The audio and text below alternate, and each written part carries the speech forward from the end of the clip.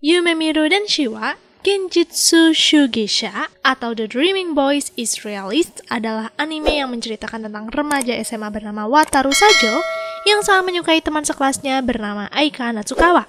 Sajo ini terus mengganggu dan menggoda Aika kemanapun dia pergi. Tapi pada suatu hari, entah kenapa Sajo jadi sadar kalau kelakuannya ini ternyata cukup berlebihan. Bahkan, Sajo jadi ragu apakah dia layak bersama dengan Aika. Sejak hari itu, Sajo pun menjaga jarak dari Aika dan tidak mengganggunya lagi. Tentu saja, Aika menyadari ada yang berubah kepada Sajo. Maka dari itu, Aika mencari penyebab kenapa Sajo menjauh darinya. Apakah Sajo benar-benar menyerah dengan cinta yang dia kejar selama ini? Apa Aika pada akhirnya berbalik merasa kehilangan dan ingin mengejar cinta Sajo? Kalau kalian udah penasaran, berarti udah saatnya kita masuk ke dalam ceritanya. Terlihat seorang murid laki-laki bernama Wataru Sajo yang sedang menggoda gadis pujaannya selama ini yang bernama Aika Natsukawa. Saking seringnya diganggu Sajo, Aika tidak segan-segan meminta Sajo untuk berhenti mengganggunya. Tapi Sajo ya cuek-cuek saja. Saat Sajo sibuk mengganggu Aika, tiba-tiba datang bola yang hampir mengenai wajah Sajo. Aika pun memberitahu Sajo kalau kejadian tadi adalah hukuman untuk Sajo karena selalu mengikuti Aika. Dari pernyataan itu, siapa sangka loh, Sajo langsung berubah seketika. Seharian ini dia tidak mengikuti Aika ataupun mengganggu Aika lagi. Sampai-sampai satu sekolah geger dengan perubahan Sajo ini karena sebelumnya Sajo memang terkenal sering mengganggu Aika. Takoru Yamazaki, teman sekelas Sajo saja, sampai menanyakan secara serius kenapa Sajo berubah seperti ini. Apakah dia sudah menyerah dengan cintanya? Dengan suara pelan, Sajo pun memberitahu Yamazaki kalau sebenarnya Sajo ingin mendapatkan cinta Aika. Tapi Sajo sekarang merasa bingung karena sepertinya Aika sudah muak diikuti terus oleh Sajo. Di jam istirahat, biasanya Sajo menjahili Aika yang sedang makan, tapi kali ini Sajo memilih makan sendiri di halaman sekolah. Saat Sajo akan menyantap makanannya, tiba-tiba seorang gadis menyapa. Dia bernama Rena Aizawa. Tentu saja, Sajo kaget kenapa gadis imut menghampirinya, karena Sajo tidak kenal dengan Aizawa. Selain itu, Aizawa tidak memberi alasan kenapa mencari Sajo, karena setelah mengobrol, Aizawa malah pergi begitu saja. Bahkan di keesokan harinya pun Aizawa datang menghampiri kelas Sajo dan kedatangan Aizawa cukup menciptakan keributan di kelas. Sahabat Aika yang bernama Kei Ashida sampai menanyakan apa hubungan Sajo dengan Aizawa. Karena Aizawa sebenarnya baru saja putus loh dari pacarnya yang bernama Kazuki Arimura, murid kelas 2. Aizawa dan Kazuki bucin banget loh dulu. Karena Sajo tidak ada niatan apapun kepada Aizawa, Sajo tidak terlalu memikirkan hal itu. Lalu pada suatu hari saat Aizawa mengunjungi kelas Sajo, Kei tiba-tiba penasaran dengan alasan Aizawa mendekati Sajo dan alasannya kenapa putus dari Kazuki. Apakah mungkin karena Kazuki playboy? Mendengar ucapan itu, Aizawa tiba-tiba marah. Dia tidak suka jika mantannya dijelek-jelekan. Aizawa pun pergi meninggalkan kelas Sajo. Tentu saja, Sajo mengejar Aizawa dan meminta maaf atas ketidaknyamanan tadi. Aizawa pun memberitahu kalau dia dan Kazuki putus karena banyak kesalahpahaman di antara mereka saja. Mendengar itu, Sajo jadi terpancing menceritakan kisah cintanya yang tragis, bagaimana hatinya sering mengalami penolakan sampai pada akhirnya lelah mengejar. Padahal, Sajo sangat ingin mendapatkan cinta Aika. Tapi terlepas dari masalah pribadi ini, Sajo berharap Aizawa juga bisa memperbaiki hubungannya dengan Kazuki. Toh, masalah mereka hanya kesalahpahaman saja. Masukan Sajo di hari itu ternyata berhasil loh memperbaiki hubungan Aizawa dengan Kazuki. Entah bagaimana caranya. Kebetulan, Aika melihat Aizawa dengan Kazuki bersama lagi dan entah kenapa di hatinya merasakan ketenangan karena berarti Aizawa tidak ada hubungan apapun dengan Sajo. Apakah Aika mulai menyukai Sajo? Mengingat Sajo yang ternyata tidak punya hubungan dengan Aizawa, Aika pun memberanikan diri mendatangi rumah Sajo. Dia bahkan langsung kepada intinya, menanyakan alasan Sajo menjaga jarak. Mendengar itu, Sajo pun langsung mengajak Aika berpacaran dan tentu saja Aika terbata-bata menjawabnya karena ini sangat mendadak. Melihat respon Aika seperti itu, akhirnya Sajo pun memberitahu Aika kalau inilah alasannya. Sajo sangat menyukai Aika, tapi jika Sajo terus mengejar Aika, pasti Aika merasa jijik kan? Maka dari itu Sajo menjaga jarak. Di tengah obrolan, tiba-tiba datang kakak Sajo sekaligus wakil ketua OSIS di sekolah mereka, Kaede Sajo. Melihat ada kakaknya di sini, Sajo pun memanfaatkan keadaan dengan mengajak Aika pulang saja, karena pasti Aika tidak nyaman jika ada Kaede di sini. Saat Sajo mengantar Aika pulang, Sajo sempat memberitahu Aika kalau mulai dari sekarang Sajo akan menjadi teman Aika selayaknya teman pada umumnya. Dan mendengar kalimat itu, entah kenapa membuat Aika kesah. Di keesokan harinya, tiba-tiba saja Sajo dipanggil ketua Komdis yang bernama Rin Shinomiya. Rin ingin menanyakan sesuatu kepada Sajo. Di ruang konseling, Rin membahas sesuatu tentang alasan Sajo menakut-nakuti anggota Komdis yang bernama Yuyu Inatomi. Ternyata, saat sebelumnya Sajo sibuk mengejar Aizawa, Sajo sempat menabrak Yuyu. Mendengar cerita itu, Sajo membela diri dong dengan memberitahu kalau Sajo sebenarnya berniat menolong Yuyu, bukan menakuti. Tapi di kejadian itu, Yuyu malah pergi begitu saja, menjauh seperti ketakutan. Yuyu yang mendengar pernyataan Sajo malah jadi meminta maaf juga, karena sebenarnya Yuyu ini tidak percaya diri setiap dekat dengan laki-laki. Sajo pun memberi saran kepada Yuyu untuk sedikit tenang dan jangan takut kepada segala sesuatu hal di sekitarnya. Sajo percaya sebenarnya Yuyu bisa menjadi gadis yang percaya diri. Lagi pula, Sajo tidak marah dengan kejadian ini, karena semuanya kesalahpahaman saja. Siapa sangka, dari ucapan sederhana itu berhasil membuat Yuyu membuka pikirannya dan bisa lebih tenang tiap menghadapi apapun.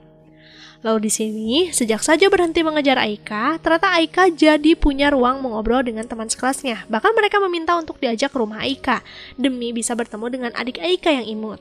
Kei sempat mengajak Sajo juga sih, tapi di sini Sajo menolak, dan hal itu kembali membuat Aika kepikiran, apa benar Sajo akan berubah sedrastis ini? Yang menjadi pengganti Sajo main ke rumah Aika adalah teman sekelas mereka yang bernama Takaki Sasaki. Takaki ini ternyata mempunyai rasa juga kepada Aika, dan dia sudah jujur kepada Sajo tentang perasaannya ini. Di sini Sajo tidak bisa mengeluh atau melarang Takaki menyukai Aika, karena Sajo bukan siapa-siapa Aika kan? Di kelas saat jam istirahat, Yamazaki mengajak Sajo bergabung dengan geng Arisa Koga. Yamazaki ini menyukai Koga, tapi jika hanya dia saja yang bergabung akan sangat canggung. Sajo pun akhirnya menuruti permintaan Yamazaki, dan selama mereka bersama, terlihat Sajo menikmati kebersamaan ini sampai-sampai membuat Aika datang dan menarik Sajo dari sana. Tanpa basa-basi, Aika mengungkapkan kekesalannya yang melihat Sajo bisa senang berkumpul dengan geng Koga. Sedangkan tempo hari, diajak ke rumah Aika, Sajo menolak. Sajo pun tersenyum, dia tahu kalau sekarang Aika pasti sedang cemburu. Melihat senyuman Sajo, Aika jadi sadar kalau sikapnya ini terlalu jelas diartikan. Maka dari itu, Aika pun segera pergi begitu saja. Di jam makan siang, Sajo melihat bangku luar yang kosong. Tumben loh, biasanya ini penuh. Maka dari itu, Sajo memutuskan makan di sini. Tapi Sajo tidak sadar kalau di sampingnya ada anggota Komdis. Rin pun mengajak Sajo untuk bergabung saja. Sebagai junior, Sajo mau tidak mau dong harus menuruti mereka. Selain Rin dan Yuyu, di sana juga ada anggota Komdis lain yang bernama Ayano Mita. Ayano adalah gadis yang sangat curigaan kepada laki-laki, jadi dia sempat berpikir kalau Sajo adalah laki-laki yang mesum. Tapi di sini Yuyu membela Sajo, mengatakan kalau Sajo ini laki-laki yang baik. Melihat Yuyu yang lebih berani berbicara, Sajo jadi sadar kalau sekarang Yuyu ternyata tidak sepemalu dulu ya. Singkat cerita, ujian selesai dan para murid kini menerima peringkat umum. Saat ini Sajo berada di peringkat 65, padahal sebelumnya dia selalu di peringkat 30-an. Tapi sejak jatuh cinta, konsentrasinya bubar. Berbeda dengan Aika, dia tetap menjadi gadis cantik dan pintar. Peringkatnya saja kedua. Dan yang menjadi peringkat pertama adalah gadis blasteran bernama Marika Shinonome Claudine. Hari ini hujan, Sajo tidak sengaja bertemu dengan Aika, dan di waktu yang bersamaan, tiba-tiba Sajo mendorong Aika. Karena ternyata ada mobil yang mendekati genangan air.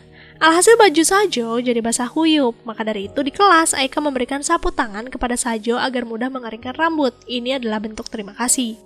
Tapi akibat tubuhnya memang sedang tidak fit akhir-akhir ini, plus kena air hujan sedikit saja, Sajo akhirnya tumbang. Dia bahkan sampai pingsan. Aika dan Kei menjenguk Sajo setelah pulang sekolah, sekalian memberikan tas Sajo. Aika sangat khawatir, maka dari itu dia mendekat, berniat untuk mengecek suhu Sajo. Tapi di sini Sajo tiba-tiba berteriak meminta Aika menjauh. Sajo tidak ingin menularinya. Tidak lama dari itu datang Kaede dan Rin. Tapi di sini terlihat Sajo tidak masalah jika disentuh oleh mereka berdua. Dan hal itu tentu saja membuat Aika sedih. Sajo absen masuk sekolah di keesokan harinya. Tapi di sore harinya Aika dan Kei tiba-tiba datang ke rumah Sajo. Hal itu terjadi karena Sajo sebelumnya mengirim pesan yang mengkhawatirkan di grup kelas, yaitu menuliskan kata, bertahan hidup itu indah ya. Tentu saja kalimat itu sangat menggemparkan seisi kelas, ditambah lagi setelah mengirim pesan, Sajo menghilang. Mereka semua khawatir. Mendapatkan perhatian itu, tentu saja Sajo sangat tersentuh. Di hari lainnya, setelah Sajo sembuh, tiba-tiba saja Aika melihat Sajo berdebat dengan si peringkat pertama, Marika. Melihat ada Aika di sini, Marika pun beralih mendekati Aika dan menjelaskan tujuannya ke sini. Jadi, mereka ingin mencalonkan diri sebagai ketua OSIS, tapi wakil yang tepat sepertinya adalah Aika, karena dengan begitu akan mencerminkan OSIS diketuai oleh orang-orang pintar. Mendengar pernyataan itu, secara otomatis Sajo pun memberitahu kalau strategi Marika itu salah. Orang akan melihat kalau Aika lah yang tepat menjadi ketua. Aika lebih imut dari Marika. Tentu saja mendengar hal itu sangat membuat Marika kesal. Tadinya dia berniat mengamuk, memarahi Sajo, tapi karena suasana ramai di sekitar ini, Marika tidak ingin merusak reputasi, maka dari itu dia pun pergi begitu saja. Sedangkan Aika malah terlihat memerah mukanya. Dia malu disebut imut oleh Sajo di depan semua orang. Di jam istirahat, Sajo kembali dipanggil anggota Komdis untuk makan bersama. Kali ini niatan mereka mengajak Sajo adalah untuk meminta Sajo bergabung dengan Komdis. Komdis kekurangan murid laki-laki. Selama ini hanya ada satu murid laki-lakinya, yaitu Yu Ichinose. Tapi karena Sajo memang tidak berniat bergabung klub manapun, maka dari itu Sajo langsung menolaknya. Dan tentu saja Rin sempat kesal dengan keputusan cepat dari Sajo. Di kelas, Ibu Megumi mengumumkan libur musim panas sekaligus akan diadakannya gelar geria sekolah selama musim panas. Setiap kelas harus ada perwakilan 2 orang.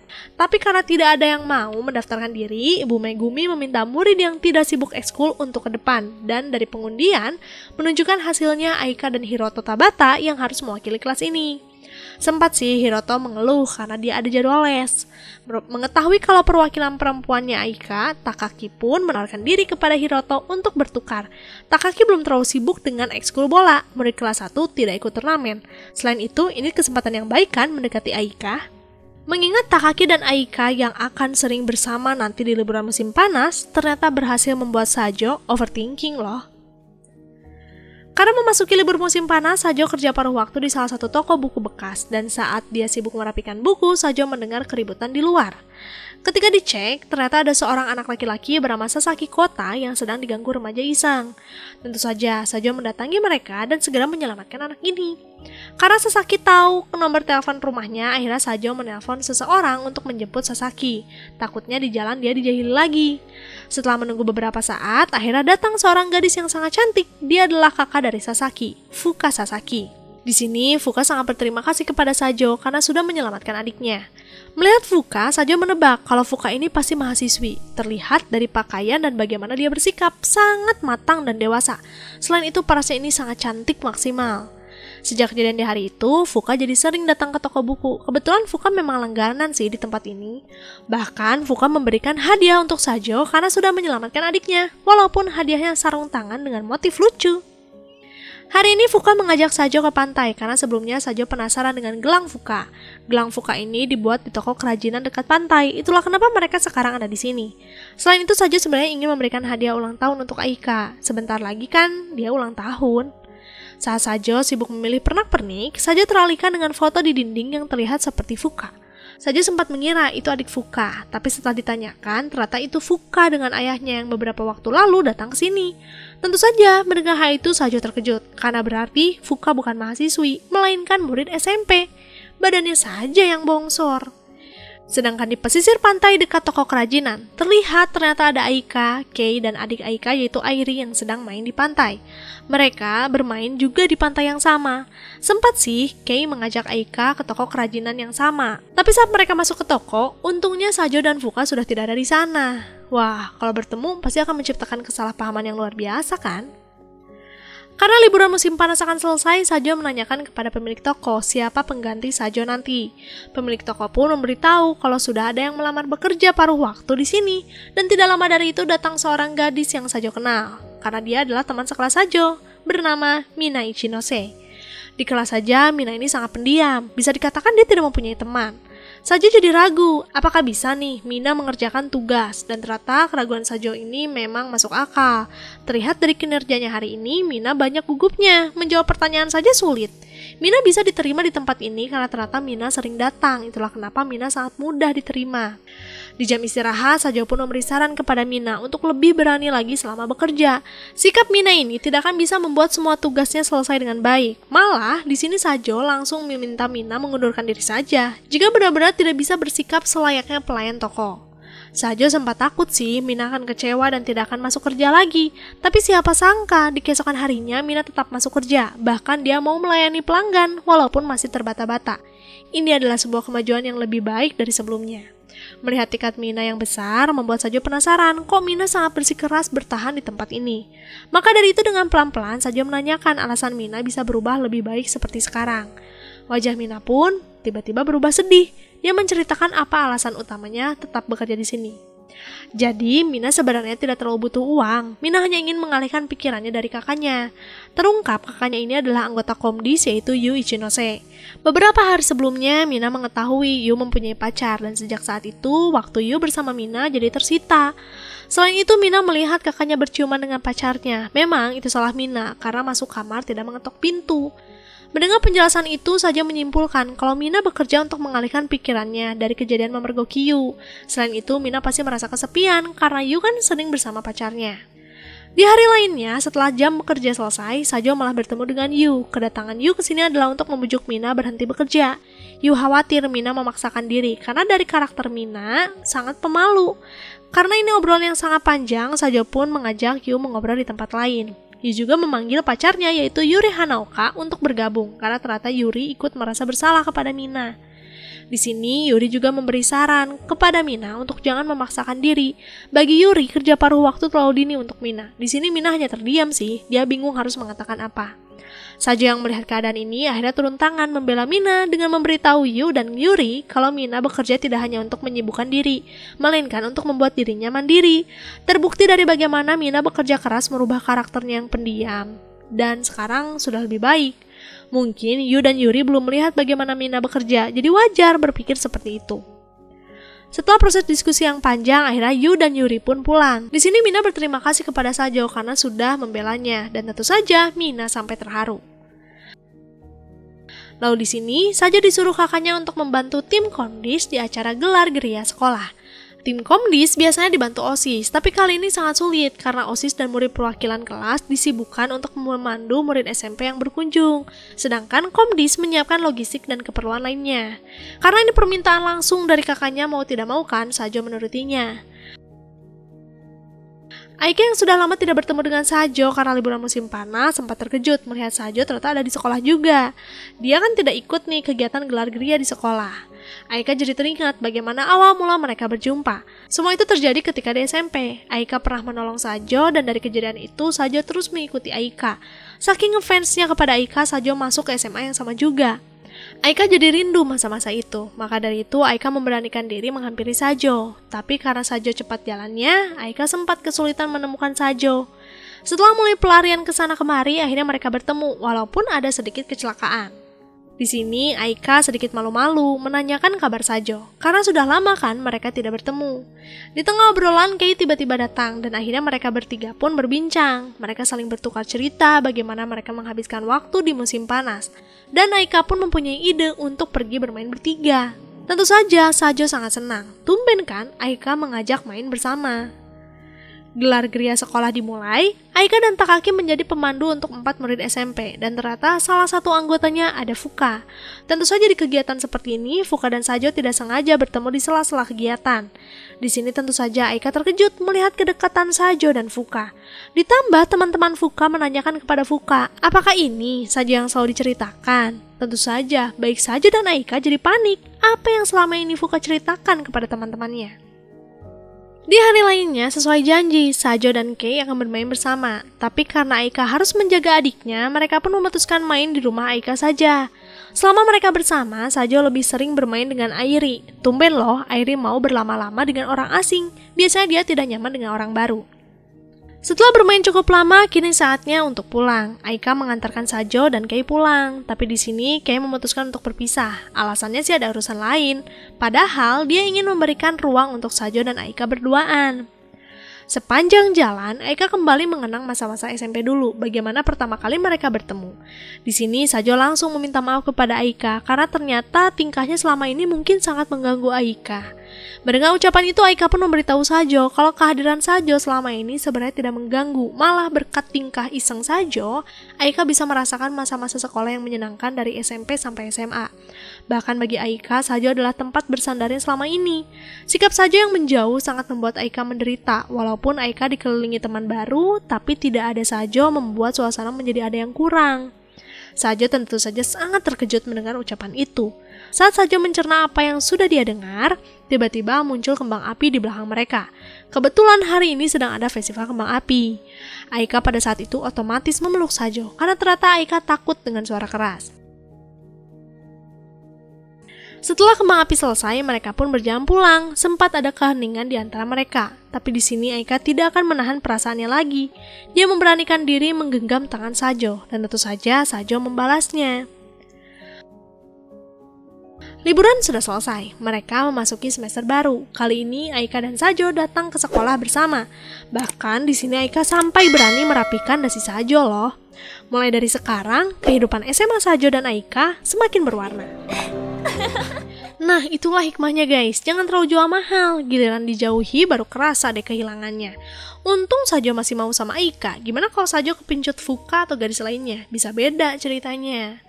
Oke, terima kasih buat kalian yang udah mampir ke channel ini. Anime apa lagi ya yang harus Mima bahas? Kalian bisa tulis aja di kolom komentar, siapa tahu terpilih. Oke deh, sampai jumpa lagi di next video. Jamatane, arigato gozaimasu.